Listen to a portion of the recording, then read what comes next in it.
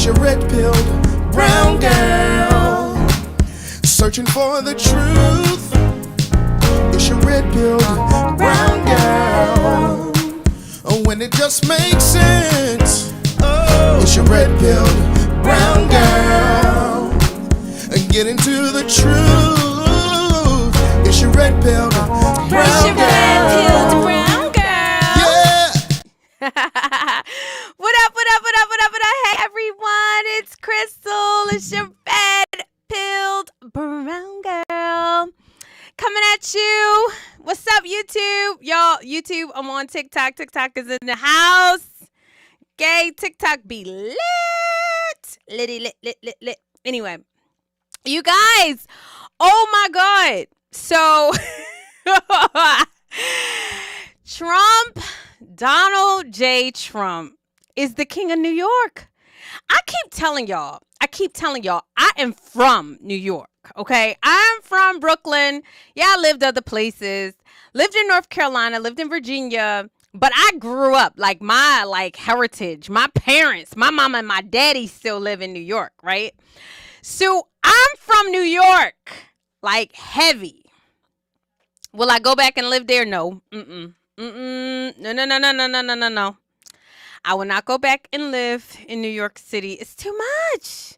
It's too stressful. It's too many people. It's got a lot going on. A lot of drama going on in New York, right?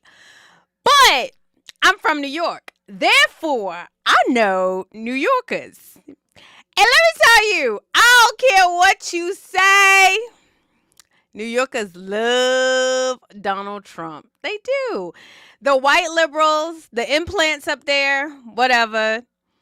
I'm telling you, people did not expect. It was so historic. The amount of people that came to see this man. First of all, okay, you know what? Nobody even talked about when he was going through his trials. You remember he was going through his trials and everybody was talking about, he's getting killed in New York. But you remember the streets was lined up for him. The streets loves Donald Trump, okay? Hollywood loves Donald Trump. Hip hop loves Donald Trump. Black people love Donald Trump. White people love Donald Trump. He's just a cool dude. I mean, let's keep it funky. I think it was your boy, God, what's his name? The boxer, Mayweather, Floyd Mayweather said, Trump didn't become a racist until he ran for office and won. So even when he was running for office, you never really heard anything about, sorry guys. You never really heard anything about him being racist. You never heard, oh my God, he's this, he's that. You didn't hear that because everybody expected him to lose, right? And so when he ran for office, people was just kind of joking. They were yeah, right. Then he became the nominee. And then the gun started blazing, right? But then they started saying things like Trump cannot win. There's no way that he can win. And everybody just thought, okay, he's going to go away. And then he won. They was like, what the heck are we going to do with this, right? People didn't really know what to do with him now that he had won. So everybody just kind of just thought that New York would just kind of forget about him and throw him under the bus. They came and they came hard. Okay, yeah, a lot of people are saying, oh, well, these people came. It don't matter. It don't matter. He filled Madison Square Garden. A Republican candidate has never filled Madison Square Garden. First of all, they be kind of scared. Republican candidates in the past used to be kind of scared to go to New York. But Trump is not afraid of anything, y'all. And so he kind of did it as a slap in the face. You guys said that my city don't love me. The city that I helped to build. I'm going to go and I'm going to show y'all. And did he show out? Did y'all see the crowd? Y'all. He didn't have no rappers. He didn't have no singers. I mean, I'm sure he had like regular people, but he didn't have no A-list celebrities coming out for him. They all came just for him. Y'all gotta give him his props. Like, come on. Like, the media will not give him his flowers, okay? All they keep talking about is the fact that this offensive comment. Oh my God. We gonna watch it together, y'all, because honestly, I feel a little torn, right? Okay. So Madison Square Garden was packed, y'all. Like, even like people were standing outside trying to get in. It was insane. Like, people really love, admire, admonish Donald Trump. They just do. And people don't like it, but it's just the truth. I mean, like, I'm from New York. I remember watching every single episode of The Apprentice until it started doing Celebrity Apprentice, which I wasn't really that excited about. Celebrity Apprentice to me was kind of corny. It was a little bit too TV. But I really liked every single episode from the very beginning. You remember when that white dude won? What's his name? He's like famous now. I can't think of his name. But I remember like watching that episode. My favorite Apprentice series was education versus like degrees versus hard work. Like, it was like people who had education, and the other ones, they had like, you know, just grit, hard work. Oh my God, that was the coolest freaking episode, to see the disparities from people who had a degree and some people who had hard knock life. I thought that was so nice that Trump would even consider doing an episode like that. Can you imagine like getting an opportunity? Like, and this is back when like having a degree was like, whoa, we all know degrees are crap now, right? But this was like when, oh, you had to go to college.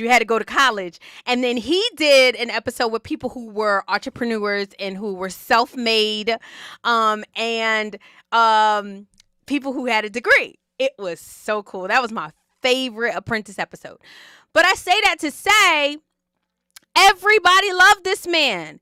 And so now, because he has went against the machine, the warmongers, the people who want to break this country down, they're trying to fight him. But you know what? I'm so glad that he was able to show them like New York, like, I'm trying to flip New York blue. Now, mind you, he may not do that, right? He may not flip New York blue. He very well may not be able to garner enough votes to actually turn New York blue. However, I think it was just very, very important for him to show that I'm going to show up wherever. And boy, did he show up. Oh my gosh. So let's talk about it, right? So I think that is very interesting. There was so much that was missed in this Madison Square Garden like event because it was overshadowed by a moment that I feel a little torn, because I could have taken it or left it. I guess, you know, take it or leave it. I could have taken it or left it. It didn't add much. And I think that the crowd kind of let the comedian Tony Hinchcliffe kind of understand that as well. So Tony Hinchcliffe did a joke, did several jokes. And when I saw it, okay, so when I first saw the Tony Hinchcliffe thing, I didn't know who he was. I just saw this like white dude right up there talking. And guess who had posted him? It was Jamal Bryant. And Jamal Bryant was like, look, the Trump is at his rally is doing the racist thing, you know, the racist thing. And I didn't really understand. And at first I thought, this guy is a congressman. He probably shouldn't talk like this. Or this guy is a politician. He probably shouldn't talk like this. So Jamal Bryant took away the context, right? He took away the context. But when I found out he was a comedian, I was like, oh. He said, why are you talking into a prop mic? This is not a prop mic. Okay, I'm official. I'm official. The new Candace Owens. I want to be, just not with a white husband. My husband's brown. Chocolate. Anyway, so I'm y'all, for y'all, my YouTube and my Twitter people, I'm reading TikTok. They said that I'm the new Candace Owens. My husband's brown. But I would love to be Candace Owens. She's fantastic. Anyway. Okay. So Tony Hinchcliffe, let's go back to that. Now, let's watch this together, y'all, because I think that this is really important, that it's in context. Everything is in context, right? What they did not tell you at first, is he's a comedian that's known for rude and crude jokes, improv jokes, right? So let's watch his full thing and let's talk about it, because I think it's really interesting. How we feeling, huh? Wow, isn't this special? 17 years ago, I was sleeping in my car behind the Comedy Store in LA, and I'm proud to say this is my 4th time performing at Madison Square Garden, the most famous arena in the damn world. The American dream alive and well right here. This is very different than where I'm used to performing, though. I'm used to nighttime with people drinking, not so many babies in the crowd, and people that are obviously only here for Lee Greenwood tonight. Normally, I don't make my political beliefs a known thing. It's divisive for a comedian to do that, but just know I sleep well at night knowing who I'm voting for. Absolutely. So that was funny. Yeah. You know, like cute little introduction. It wasn't funny, but I lay down and my head hits my pillow. That was a plug. I bet you didn't know this. Y'all, I need in to North get Gaza, after the conflict, some families are so hungry. It is a fantastic pillow, by the way. I was staying at the Four Seasons up by Central Park one night, and I laid my head down, and it felt so good. Okay, that wasn't the part. I live in the great state of Texas now. 18 years in Ohio, 20 years in California, and I got to see California turn to absolute horrendous thing. And traveling the world, I got to see San Francisco turn into one of the most demented cities, one of the greatest downfalls I've ever seen. And that is where the other candidate worked for 2 decades. Facts. And it's absolutely wild to see. And in Texas, stuff is really, really crazy. We're right there by a wide open border. Where are my proud Latinos at tonight? This is funny, man. You guys see what I mean? It's wide open. There's so many of them. It's absolutely incredible. Believe it or not, people, I welcome migrants to the United States of America with open arms. And by open arms, I mean like this.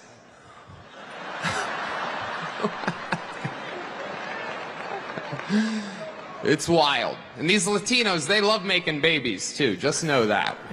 They do. They do. There's no pulling out. They don't do that. They come inside, just like they did to our country. Y'all, that's funny! Okay. Republicans are the party with a good sense of humor. Y'all, that is funny, okay? Everybody knows that we talk about Latinos in their gift to reproduce, like, and how they just keep reproducing. Y'all, that's funny. That's funny. Okay? I'm sorry. He's a comedian. He's not a politician. He's a comedian. It's funny. So Jamal Bryant posting, he was so offended by that. Y'all, well, then y'all need to just, like, get rid of all the black people that has ever said it, because black people always talk about Latinos and them, and they keep having babies, which I think is fantastic at this point, because Americans need to have more babies, need to follow suit. Anyway, keep on. Free speech is under attack, people. I host a show, and each week I get updates what words we're allowed to use and not use anymore. It's happening right now the past few years. It's a real thing. And, you know, used to be able to tell people to Google stuff. My mom's a boomer in the state of Ohio. and there's no convincing her of anything. She's eating the cats. She's eating the dogs. They're eating the pets up there. They really are. It is absolutely wild times. It really, really is. And, you know, there's a lot going on. Like, I don't know if you guys know this, but there's literally a floating island of garbage in the middle of the ocean right now. Yeah. I think it's called Puerto Rico. Okay. All right. Okay. Yo. We're getting there. Again, normally I don't follow the national anthem, everybody. This isn't exactly a perfect comedy setup. There's some people here. All right. So, okay, you guys. That was the joke that made everybody mad. So, here's what I would say. Here's what I'll say. I definitely know, like, a lot of, like, Puerto Ricans. If you grew up in New York, you know way too many Puerto Ricans, right? I don't know if I know any dirty Puerto Ricans. Like, I don't know any dirty Puerto Ricans. That's a fact. Like, I don't know any dirty Puerto Ricans. Now, what I did find out just in preparing for the show and getting ready is Puerto Rico is very dirty. I didn't know that, but it's kind of like this known thing that the place is very dirty. The pollution is very, very dirty. So, like, if you Google Puerto Rico and like the water, I heard is very, very dirty. So he made that joke, I guess, with everybody kind of knowing or thinking that everybody knew that Puerto Rico was dirty. I didn't know it. So honestly, when I heard the joke, I didn't know why it was funny, and I didn't know why it wasn't funny. I really didn't, because I didn't make the connection. So the news made it for us. So, like, when you don't know, or knowledge is power, right? So if you don't know something, what the news is supposed to is to honestly tie it in for you. But they just immediately start race baiting. They immediately talk about people like, you know, like he's racist and he's this and he's that. Mind you, he talked about Jews. He talked about black people and watermelon. Like, he's an offensive kind of comedian. Now, what I will say is I wouldn't have done that, because that's not Trump's style. Like, in my opinion, he doesn't punch down, but it seemed like he was talking about the people, and Trump never really talks about the people. Like, I mean, he calls it shithole. Well, let me say this. Like, Trump doesn't cut cards. So I have heard people say that Trump said that Puerto Rico is dirty. Now, if Trump said it, it probably is, right? Because he just kind of says whatever. And so this guy is kind of reaffirming that Puerto Rico is dirty. Now, they're not saying Puerto Ricans or group of people are dirty, but if it is, it is, y'all. And I'm saying that as somebody who lives in Baltimore. Baltimore is dirty. It is. They didn't like, and they got so offended when Trump said no human being will want to live there. Like, it's rat infested and it's got a lot of problems, y'all. Now, that doesn't sound nice. However, it's the truth. And if it is the truth, I'm sorry. Like, there's things that I don't like that people can say about me. I can stand to lose a few pounds, right? Hey, you can stand to lose a few pounds. You know, like the people, all the liberal men be in my DMs, right? Like, talking about how fat I am, or like I can stand to lose a few pounds. I know I'm a burger away, right?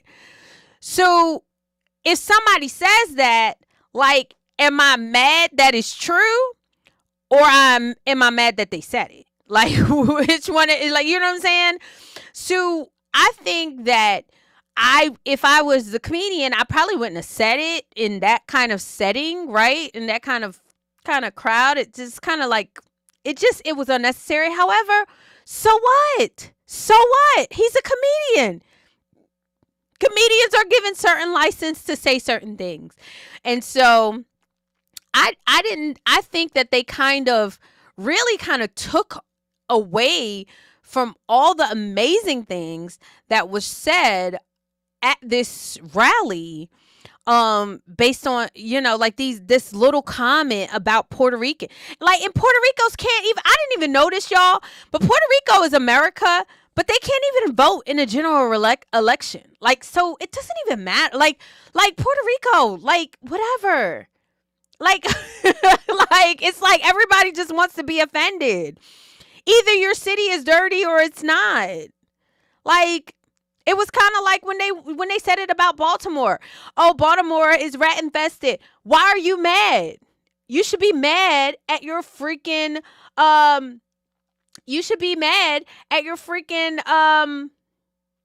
politicians. Right? Like, what are you mad at people for noticing? Right? Oh, I got a hand heart. I want the smoke 82. Thank you, babe. I appreciate it. So yeah, right? Yeah, it says they feelings be hurt so bad. Like, it's so true. Like why are your feelings hurt about somebody saying something that's really true? I mean, of course your feelings can be hurt, but like, don't the rest of us fall for it. I mean, the truth is the truth. I did not know that Puerto Rico was dirty, but once I found out it was dirty, I was like, oh, that's why he did the joke. That was kind of mean. Okay, comedians are mean. Moving right along. Y'all, I just didn't understand it, and I was just kind of like, whatever. Then he made a joke about the watermelon, and it was like, okay. I like it. Right, I have other policies that I think it should be implemented as well. Like, me personally, I think football should be all year round. Yeah. So many great athletes. I don't know about you guys, but I think that Travis Kelce might be the next O.J. Simpson. I thought it was corny. It was kind of corny, like, might be the O.J. I grew up Simpson. always on the bigger side. It's kind of corny. I was always like, if anything, I didn't think he was that funny, but maybe I don't understand the jokes. That's what I was saying. Like, maybe I don't understand it. The other side's got a lot of crazy endorsements. Swift, Eminem, Leo DiCaprio, Beyonce. Every day the Democratic Party looks more and more like a P. Diddy party. Oh, okay. Oh, he said, oh, okay, that's what the crowd is looking for. That's what you guys want. All right. Heck yeah. It's cool. Black guy with a thing on his head. What the hell is that? A lampshade? Look at this guy. Oh, my goodness. Y'all, if anything, he just wasn't that funny to me. Wow. But maybe I don't understand his jokes. I'm just kidding. That's one of my buddies. He had a Halloween party last night. We had fun. We carved watermelons together. It was awesome. He was like, we carved watermelon. This is a groany cool little morning crowd, huh? And it's tough to follow this audition for the next Commissioner Gordon's over here. And honestly, I think it kind of told it's the crazy truth. times we're living in. I mean, all these pointless wars. Exactly. It is unbelievable right. what's happening right now. It is incredible. Ukraine versus Russia, Israel, it's like bad soccer games. Who even cares? What are we doing? Why is our money involved in these wars? Yeah, I didn't like those comments. To me, who the right candidate is. Here we go. There's a guy out here dodging bullets. It is unbelievable, right?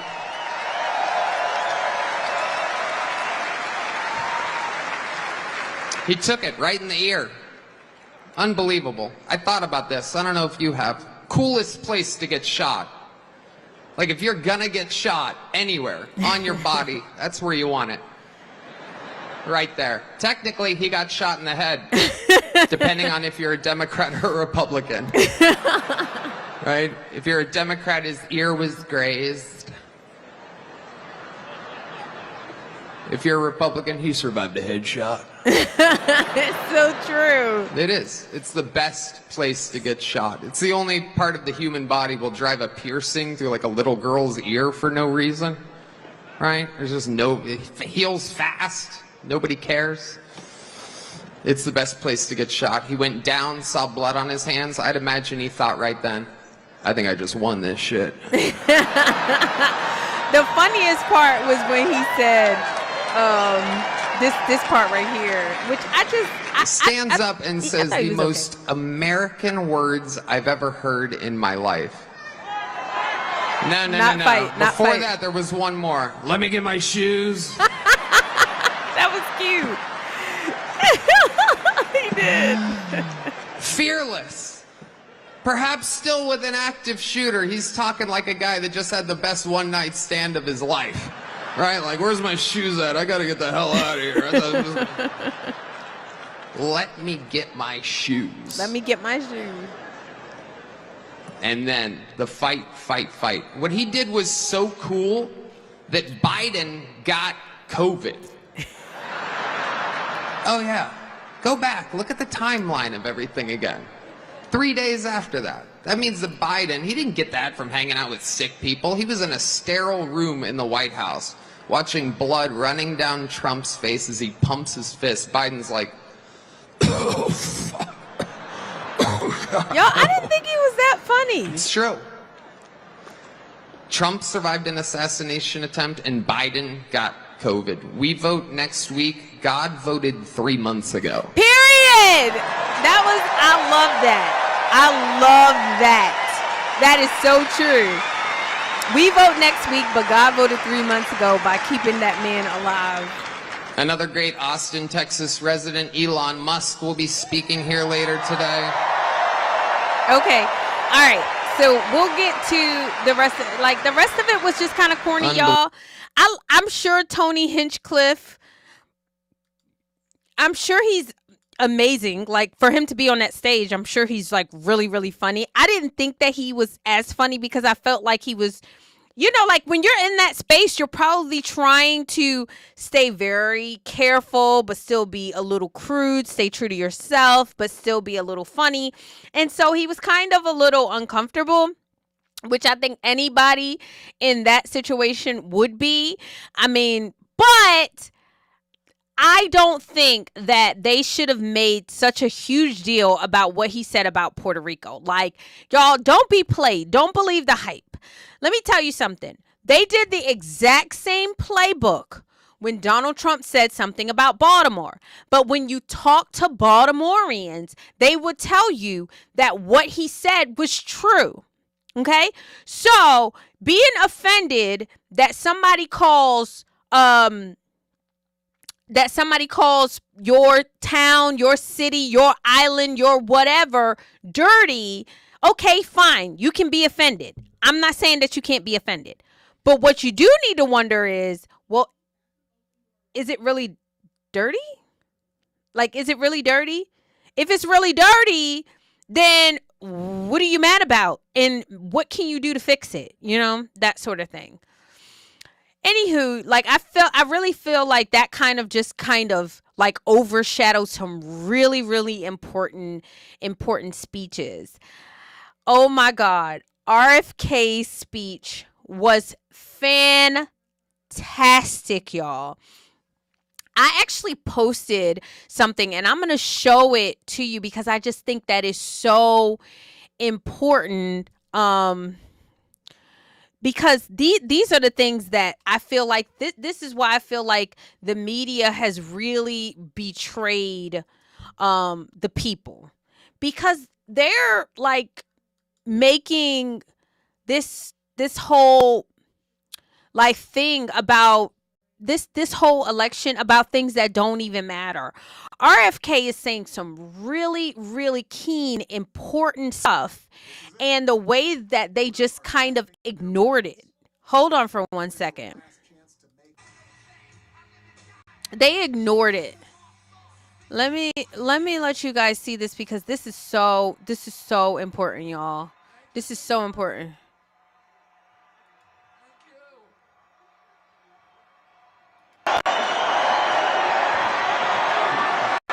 This is his speech to me is probably one of the most important speeches. And nurture. I want to go here. I want to go here. Party of the CIA. Here we go. You had Kamala Harris giving a speech at the Democratic Convention that was written by neocons, that was belligerent, pugnacious, that talked about the domination of the world by the United States through our weapons of war. It's the party today that wants to divide Americans.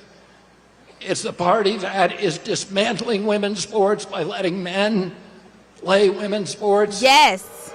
They're dismantling women's sports. It's the party of Wall Street. It's the party of Bill Gates, who just gave $50 million. That's so important. That is so important, y'all. It's the party. And the Harris campaign is very proud that it received the endorsement of 50 former CIA agents and officers. Wow. And of John Bolton. And of Dick Cheney. Wow. All were neocons. These are the people that gave us the war in Iraq, the worst foreign policy catastrophe that's ever happened to this country. These are the people that gave us the Patriot Act, that launched the surveillance state. These are the people that are trying to undermine voting rights in this country. Yeah. By weaponizing the federal agencies against political candidates, including me and Donald Trump and all other political candidates that can't win an election. And instead of bringing in a candidate who wins the primaries, abolish the primaries. Yeah. And then pick two candidates, anointed them without receiving votes. Not a single vote. We don't even know how Kamala Harris received the nomination. Yeah.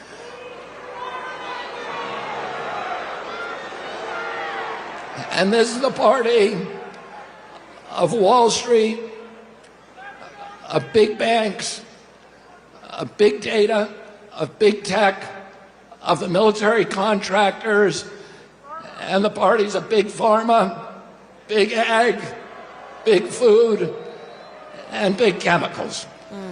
This is the party that's given us the sickest children in the history of the world. When my uncle was president, 6% of Americans had chronic disease, and we spent zero on chronic disease in this country. Today, 60% of Americans have chronic disease. 60? This is existential for our country.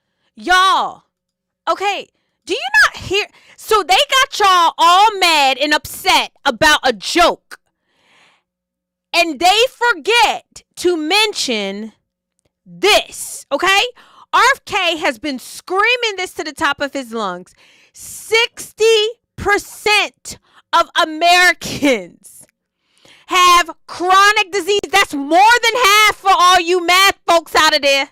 Like y'all math. That is more than half Americans have chronic disease.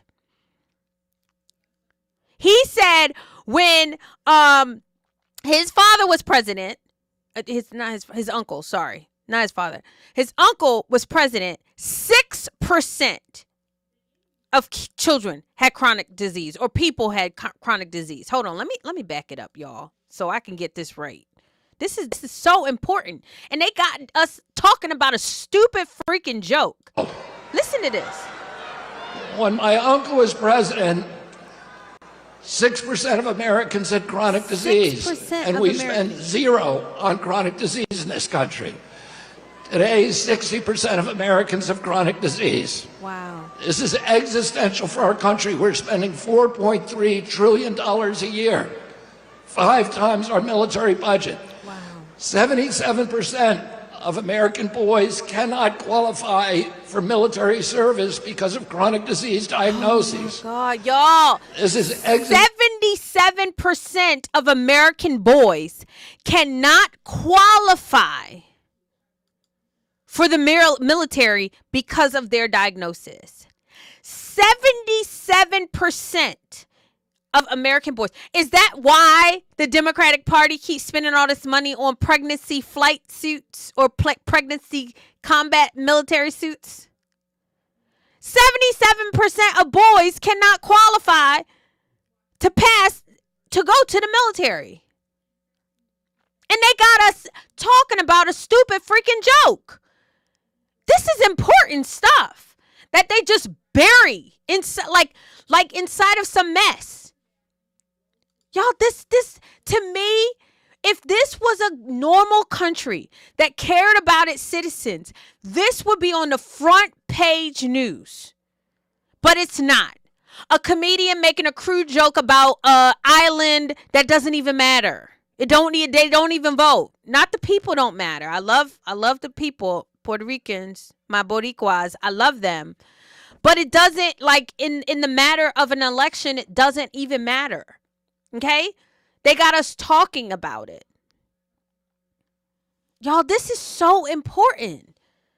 Listen to what he said. Essential for our country. President Trump called me 3 hours after his shooting. And he said, would I come and sit down with them? And he said to me during that meeting, he said, there are some things that we can agree on and some we disagree on, but the landscapes on which we agree are so much larger. He said, I want to end the wars. Yes. Like, who cares what we're fighting about? We like America. We want to end the wars. I want to end this surveillance and censorship. I want to protect the Constitution. I want to protect freedom of speech. I want to end the surveillance.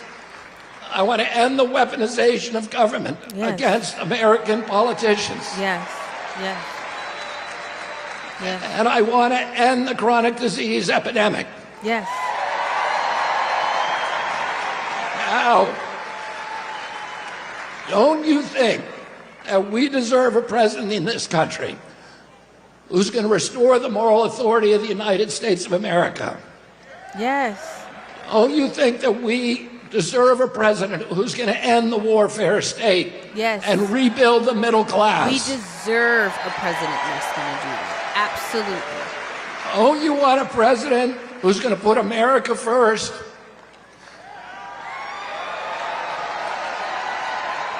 And don't you want a president who's going to protect our children? Yes. They're our and who's future, going to protect guys. Women's sports? Yes. And who's going to stop dividing this country along racial lines? And don't you want a president who's going to end the corruption at the federal agencies, at FDA, at NIH, at CDC, and at the CIA? Yep. And don't you want a president who's going to make America healthy again? Yes.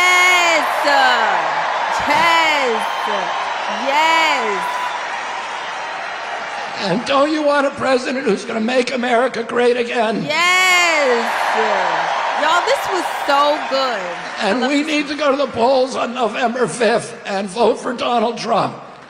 God bless you and God bless America. Yes. Okay. Y'all, so we have a media out there that has betrayed us, guys. I mean, like, let's just be honest about it right now.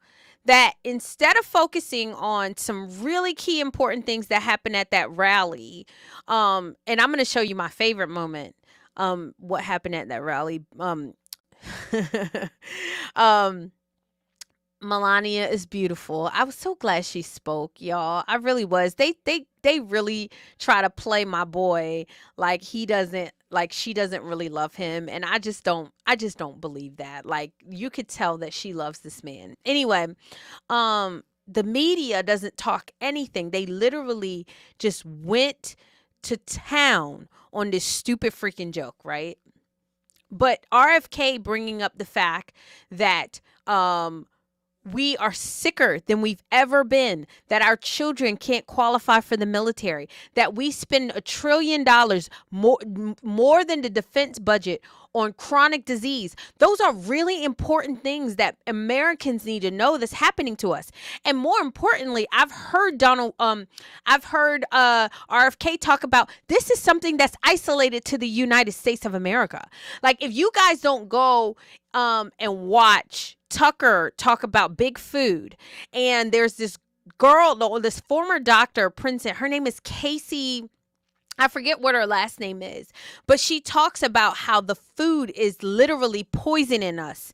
And the fact that the media won't even talk about it. They keep talking about climate change, and really and truly the existential threat that's happening is the fact that we are being poisoned by the food that we eat. You know, and it's crazy that it's not on the front page news. Y'all, I really enjoyed his speech. Oh, I enjoyed Elon Musk's speech. I'm not going to show anything about Elon Musk because he kind of just, you can tell he's still really nervous. You can tell he's not really into this whole politics thing. He's trying to get muster up the courage. I think he just likes to do his own thing. He likes to park his, space shuttles. Everybody was talking about the fact that Elon Musk parked a freaking space shuttle. That is the coolest freaking thing ever. But you can tell he's still not really comfortable with this kind of politics thing. So, but he did talk about the Department of Government Efficiency, which is Dodge. So he's going to do to the government what he did with Twitter, aka X, and get rid of all the wasteful spending and put it back into the hands of the American people, which is really, truly what we want, because our children will pay the price, you guys. Our children. We got to think about our children. But my favorite speech of the night goes to... Let me share with you guys. Oh God, I love this dude. Y'all, he is my fave. I don't care how mad I get at him. This man is my favorite. He just is. He is amazing. I'm going to share with you guys. Here we go. I saw the Grateful Dead in this arena in 1987. I was seated right there. How weird. It's such an honor to be here, and it's wild. Just another day following Bobby Kennedy Jr. at a Donald Trump rally in Madison Square Garden. I mean, what? Look at his laugh. That's totally y'all. normal. Liz Cheney's out there. Y'all have to watch. With Kamala Harris. It's only 8 minutes, but we have to watch. And there's Bobby Kennedy calling to protect women's sports at a Trump rally. It's a realignment. It's unbelievable. And the fact that it's here is even sweeter. Imagine if you're, and just pause for one moment. Imagine you're Donald Trump. You're from New York City. You become famous in New York City. You make your fortune in New York City. And all of a sudden, the leadership of New York City decides they're going to destroy you because they don't like your politics. And so yeah, boo. Imagine if that were you, though.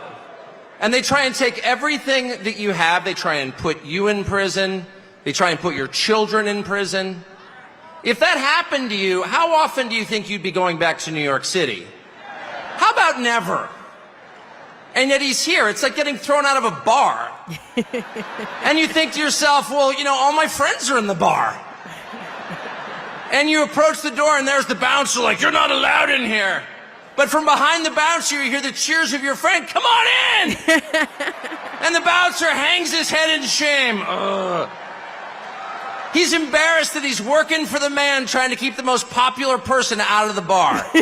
And that's Donald Trump back in the city that produced him with no embarrassment at all in a room full of his friends. That's right. Nothing to be embarrassed about. The stones that takes, the bravery that takes is incredible. Donald Trump's going to win. He's going to win. He's got to win, y'all. I know that that's true. He's got to win. Why is Donald Trump going to win? The people he's about to defeat have no idea. And they're panicked. They have no idea why people like Donald Trump. And their first theory was, well, Donald Trump is evil, so half the country's evil also. And that's one of the reasons they spent the last 4 years trying to destroy the country, because they're mad at its voters for liking Donald Trump. How much easier would it have been just to pause for 20 minutes and ask yourself honestly in some silent place, why do people like Donald Trump? And if they had been honest enough to ask themselves that question, they would have come up with the two main reasons, and here's what they are. The first reason that people like Donald Trump is because he likes them. That's fact. That's why. That's a fact. And it's real. Affection is something you can't fake. You can't fake it. I don't care how many times Kamala Harris would tell me she loves me, I don't believe her. I saw her kiss her husband with a mask on. Okay, here's what I will say, because I get a lot of like a lot of people say, oh, Donald Trump only cares about himself. Donald Trump only cares about himself. You guys, that's just not true. You can follow this man's life in New York City, how he would pay off people's mortgages, how he would buy things for people. He let the Rainbow Coalition, Jesse Jackson ain't said a word, y'all, because he would let the Rainbow Coalition rent his buildings for free because he felt like the cause was a good cause. Like, to say that this man, who I hear is just so generous to certain populations when he feels like it, of course, to say that he doesn't care. When I have listened to him, y'all, I told y'all, I owe y'all 2 clips where he talks about the American people and how somebody's got to fix this for the American people, how the government can be so much more generous to its own people if it would start to take money or collect money from other countries that are abusing them. Like, if you hear how you can't say that this man doesn't like you. Like, he cares about Americans. It's a fact. Like, I don't care what you say, he does. Like, we're not stupid. We're not feeling this out of nowhere. Like, this man genuinely cares. He worked as president and took no salary or anything. Not that he needed it. Of course, he didn't really need it.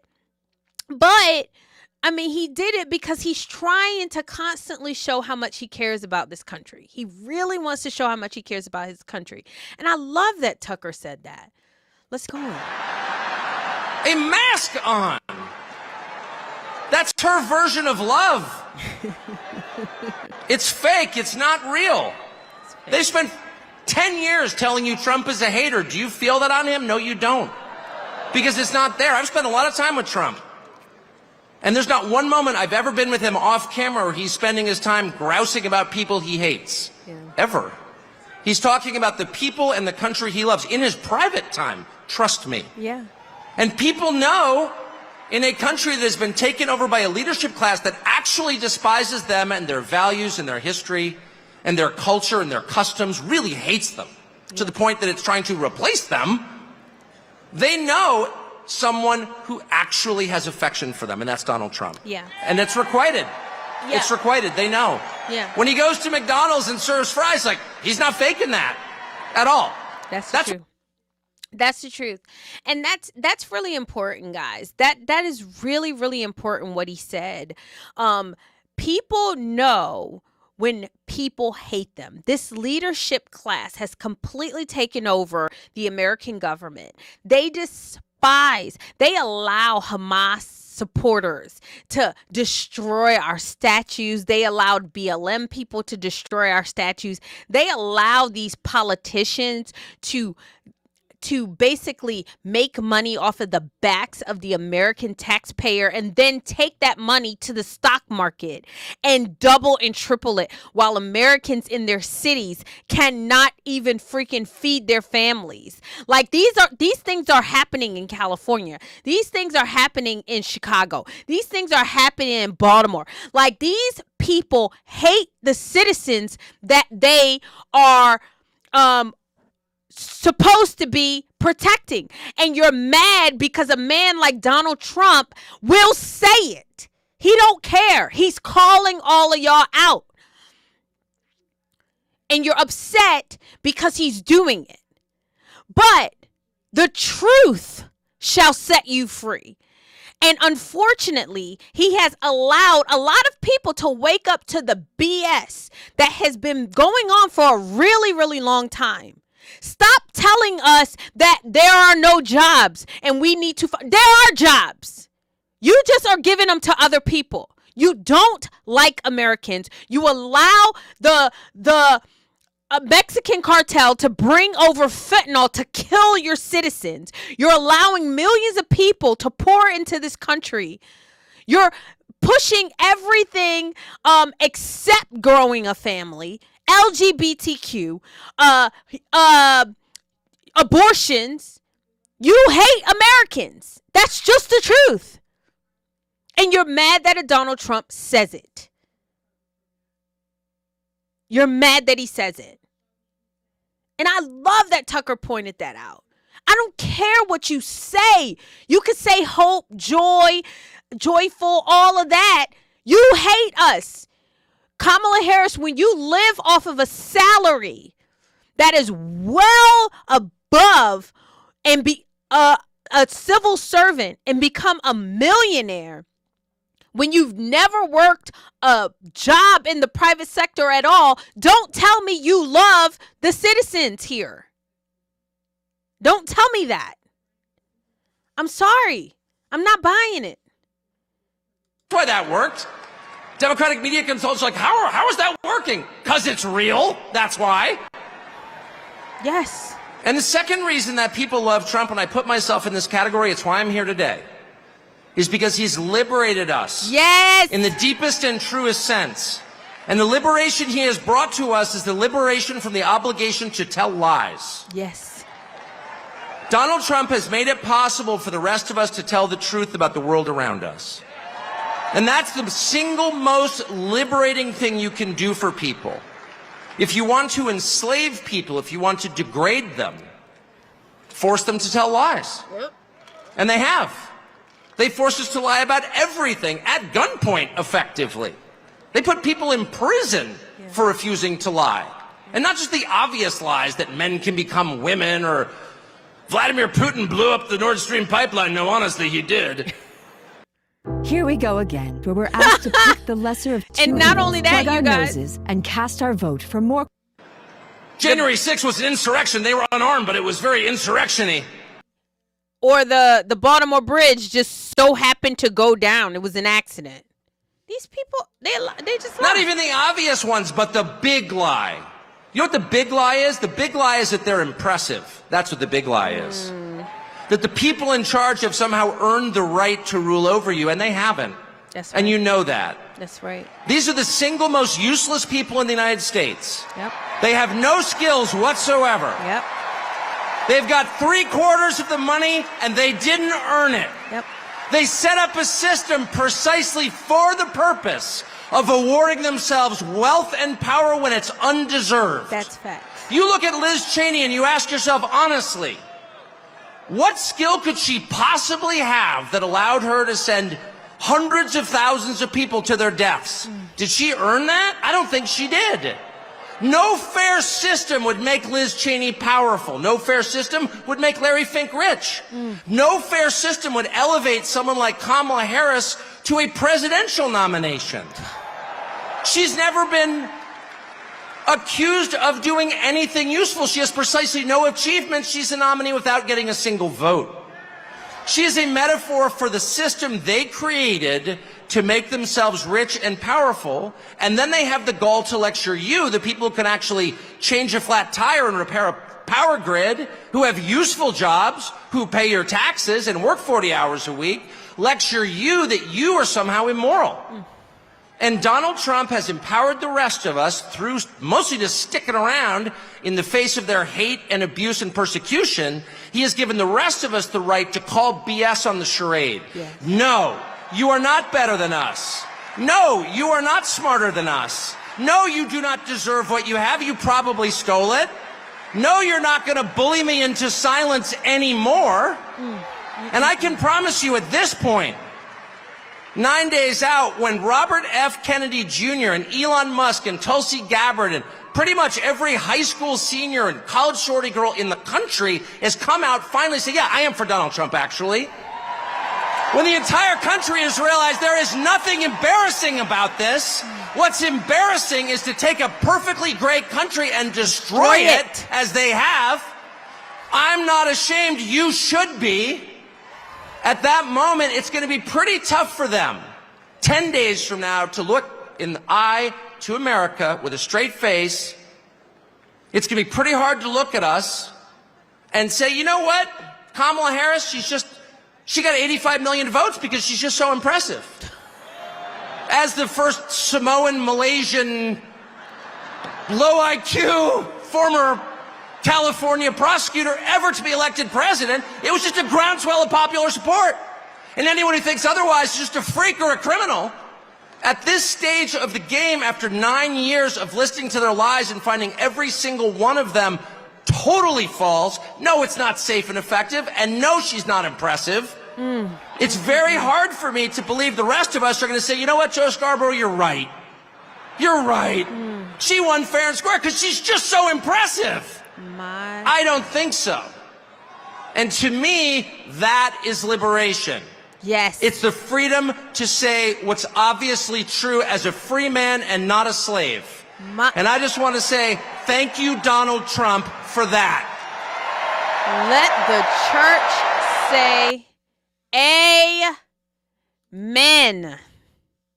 The doors of the church are open. Will there be one? Like, he put it so perfectly about the one point, he loves us. But second of all, he gave us the freedom to look at these people who have ran our country into the ground, who have left nothing for our children's future. In Baltimore, the kids can barely read and do math on grade level. Like, you can barely find a child in the public school system that you pay for that can do math on grade level, that can read on grade level. These people have destroyed our country, destroyed our cities, and destroyed the future that we're supposed to be leaving for our children. And then they want us to just freaking ignore it because Donald Trump's mean. No, we're not doing that. I'm sorry. We seen what Kamala Harris did in California. Sis, we seen how you work. We seen it already. And we don't want it.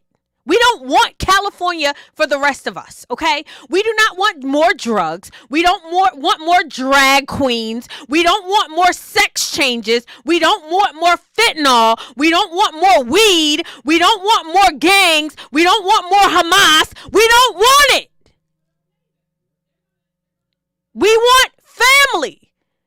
We want normalcy. We want jobs. We want children to leave legacy.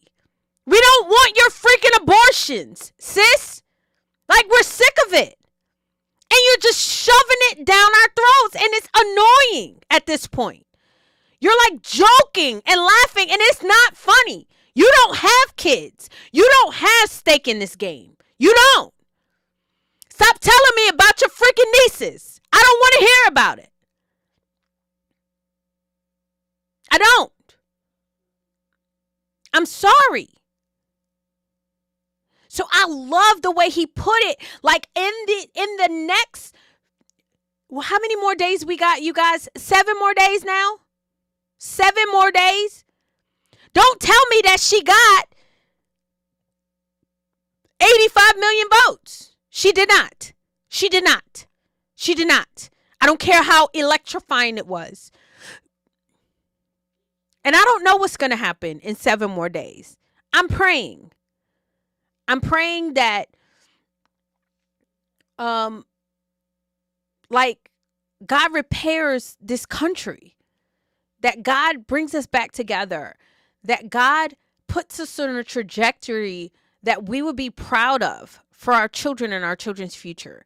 That is sincerely my prayer. But if not, you guys, I'm thankful that God is still God, and we'll just have to deal with our ignorance. We'll have to come to terms with it. And you know what? That's okay too. That's okay too. I don't know. But I appreciate you guys. I really, really do. I really, really thank you so much for watching. I thank you for sharing this. You guys, I am on TikTok and it just got removed as hateful speech. I haven't said anything hateful at all. But it is clear to me that there is a concerted effort for conservatives to be silenced, for people who want a future for America to be silenced. And y'all just pray for the party who's not for that. You know, pray that, because when somebody is telling you what to say, you are a slave. When you cannot say what you truly believe, you are a slave. Y'all, let me read some of the comments. I'm so sorry. The news is out. Is out. Kamala Harris' husband Doug got his child's teacher nanny pregnant. She miscarried and Doug paid her. Oh no, I haven't read that. Carol, I haven't read that. Trump will win. Esteban, you're so right. Matt, that's my honey, y'all. We're getting there. I live around all the blacks in Detroit. I've been on this earth for 34 years, and the only person I've ever seen run on my ticket was maybe Ben Carson. Wow. Let me read some more comments, y'all. Vote for Trump. Yes, Eva, we got to do that. Nino Brown, go sister, preach that talk. Thank you, baby. Y'all, I appreciate y'all watching. I'm so grateful that I get to do this. I'm so grateful.